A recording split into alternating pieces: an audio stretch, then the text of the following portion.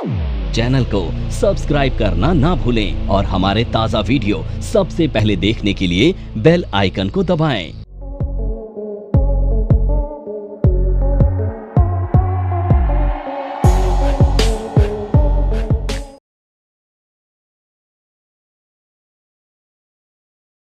तो अब हम पहली कैंडल पढ़ने वाले हैं और जिस कैंडल का नाम होता है डोजी कैंडल। क्या नाम होता है? Doji candle. ठीक है, तो ये डोजी सबसे पहली कैंडल है। ठीक है, अब हर एक कैंडल की साइकोलॉजी होती है, वो मैं समझाऊंगा। तो पहले समझ लेते हैं डोजी कैंडल क्या होती है। तो ये अल्फाबेट्स का ए है। ठीक है, यानी टेक्निकल एनालिसिस का ए है जो हम पढ़ने जा रहे हैं। देखो, डोजी एक ऐसी कैंडल होती है जिसमें बॉडी या तो बहुत छोटी सी हो या फिर ना हो। अब जो डोजी है ना, ये चार तरह की होती है। पहली कॉमन डोजी। तो कॉमन डोजी वो डोजी होती है जिसमें छोटी सी बॉडी देखने को मिल सकती है, जैसे ये कैंडल। छोटी सी बॉडी है ना, देख पा रहे हैं, और कैंडल भी छोटी सी है। तो इस डोजी को बोला जाता है कॉमन डोजी। ठीक है, कॉमन डोजी। दूसरी डोजी होती है जो इस तरह से बनती है, ठीक है, क्रॉस की तरह। इसको बोला जाता है लॉन्ग लेग डोजी। बॉडी नहीं है, टी के फॉर्म में एक डोजी होती है, इसे बोला जाता है ड्रैगन फ्लाई डोजी।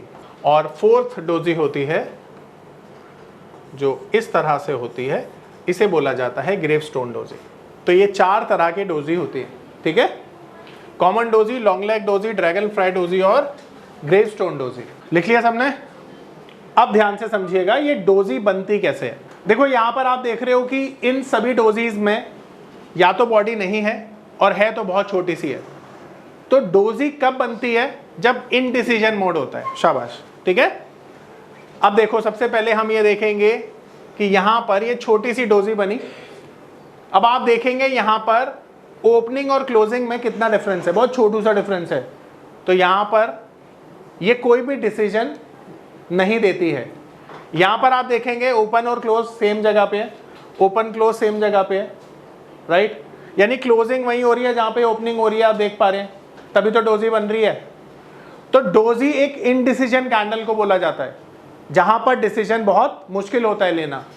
ये नॉर्मली कहां पर मिलती है? ये तीन जगह मिलेगी आपको।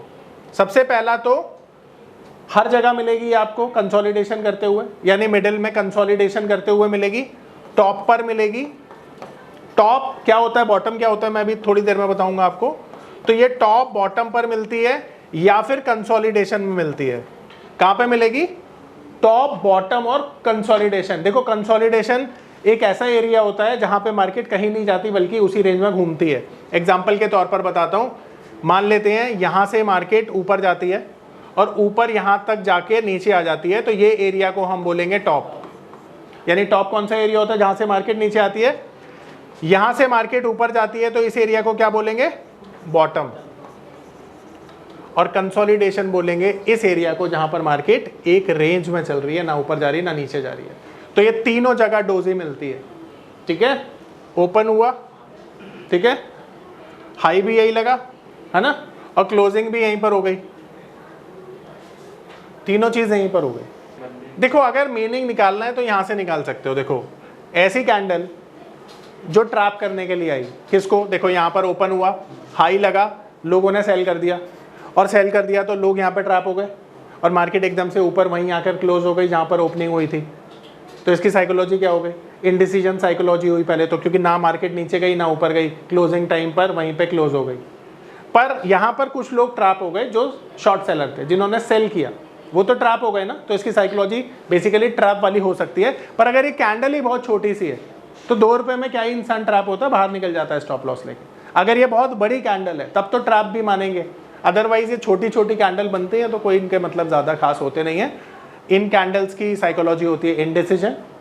पर अगर ये टॉप या बॉटम पर मिले तो ये एक बहुत बड़ा पैटर्न बन जाता है, जिसके बारे में अब हम बात करेंगे। तो अभी मैंने आपको बताया टॉप, बॉटम, कंसोलिडेशन, इन तीनों जगह ये डोजी मिलती है। एंड वन मोर थिंग कि ये डोजी की साइकोलॉजी क्या होती है, ठीक है, इनडिसीजन साइकोलॉजी है। नॉर्मली तो इम्पैक्ट क्या है? इनडिसीजन। पर अगर ये टॉप या बॉटम पर मिल जाए ना तो ये बहुत बड़ा काम करती है, ध्यान रखना। अगर ये टॉप या बॉटम पर मिल जाए तो ये बहुत बड़ा काम करती है।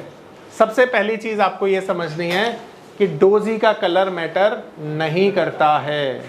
डोजी रेड कलर की भी हो सकती है, ग्रीन कलर की भी हो सकती है, कलर से हमें कोई मतलब नहीं है, सबसे पहली चीज। पर हमें मतलब है कि डोजी या तो टॉप पर मिले या बॉटम पर। अब सवाल ये उठता है कि टॉप और बॉटम तो बनने के बाद पता चलता है, पहले थोड़ी पता चलता है। इसका तरीका क्या है? बिल्कुल सही बात है, बनेगा उसके बाद ही पता चलेगा। देखो टेक्निकल की कुछ अच्छी चीजें बताता हूं आपको। अगर आपने टेक्निकल में बहुत ज्यादा मेहनत कर ली ना, तो आप मार्केट के टॉप बॉटम प्रिडिक्ट करोगे। पर मार्केट में एक कहावत है ना कि टॉप और बॉटम को प्रिसाइसली कोई प्रिडिक्ट नहीं कर सकता। बिल्कुल सही बात है। देखो टॉप जब लग जाता है ना, तो मार्केट फिर बताएगा आपको टॉप लग गया है। तो यानी कि टेक्निकल क्या है, थोड़ा डिले है, कंफर्मेशन आने में थोड़ा टाइम लग जाता है। पर आप किस तरह से मार्केट में क्विकली अपना डिसीजन ले सकते हैं वो मैं सिखाऊंगा आपको, ठीक है। तो यहाँ पे सबसे पहले टॉप बॉटम का एक सिनेरियो समझते हैं। तो हमने देखा कि जो डोजी होगी हमें या तो टॉप पर चाहिए या तो बॉटम पर चाहिए, कलर मैटर नहीं करता है, ये ध्यान रखना। और चारों में से कोई भी डोजी हो सकती है, ये भी ध्यान रखना। तो अभी हम पहला देखेंगे एक बेरिश डोजी, ठीक है। तो सबसे पहला एग्जांपल हम देख रहे हैं बेरिश डोजी का। अब ये बेरिश डोजी कहाँ पे मिलेगी मुझे बताओ? टॉप पर मिलेगी, शाबाश। तो ये टॉप पर मिलेगी। तो टॉप एक ऐसा एरिया है जहाँ पे मार्केट में एक अच्छी खासी अपसाइड आ रही है। तो देखो मार्केट ना अपसाइड में चल रही है, ठीक है, और मार्केट अपसाइड में चल रही है और फाइनली आपको अच्छी खासी अपसाइड के बाद टॉप पर एक डोजी मिल जाती है। ये देखो मार्केट अपसाइड में थी और यहाँ पर आपको डोजी मिल गई एकदम टॉप पर। तो क्या आप इस डोजी को देखकर सेल कर देंगे? सवाल ये उठता है, नहीं। आपको जरूरत होगी कंफर्मेशन की, ठीक है। कंफर्मेशन कैसे आती है ये समझ लो।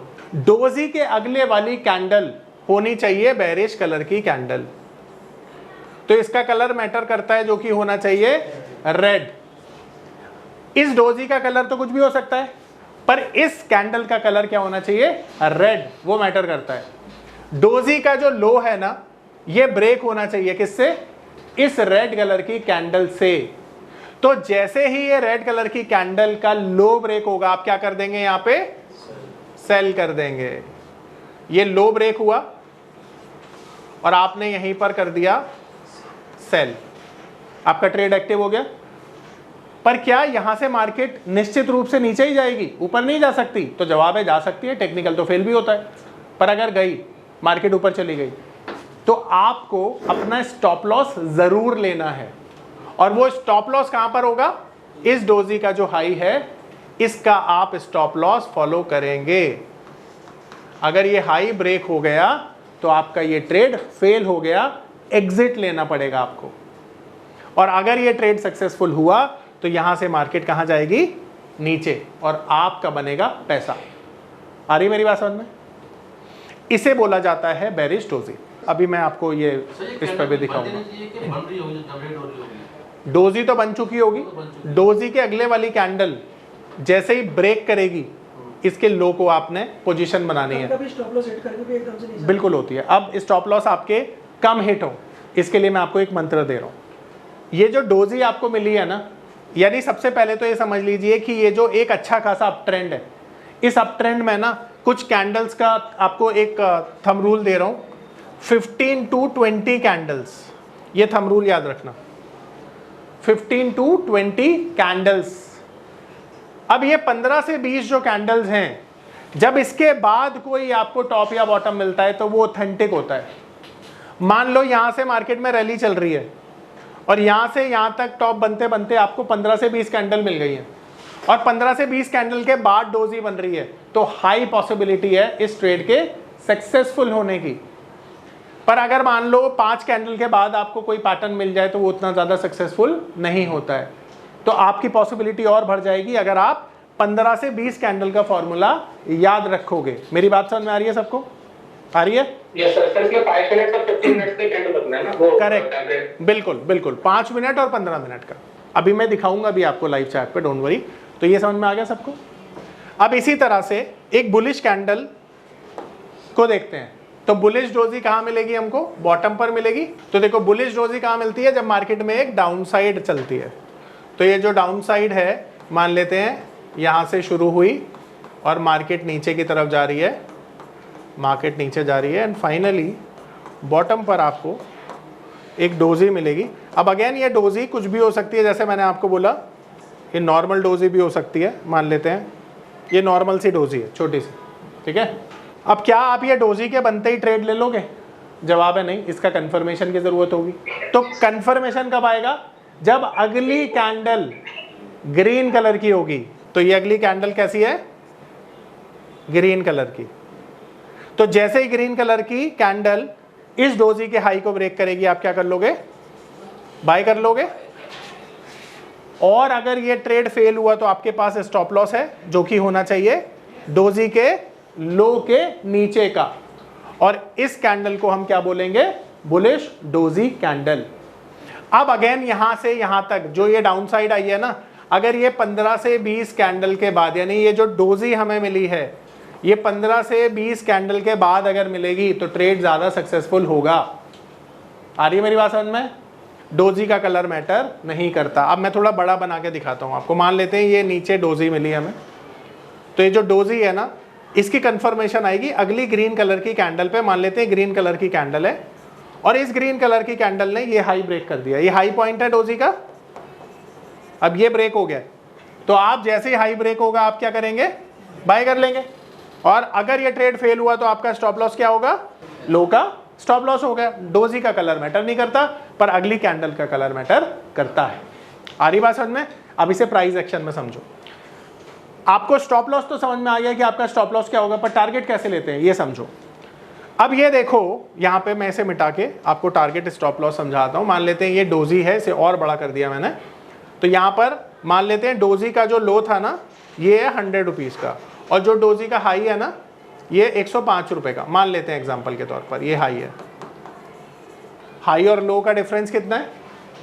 5 रुपए। तो आपका जो ट्रेड होगा, आपने जो ट्रेड लिया वो कहां पे लिया? हाई के ऊपर लिया ना।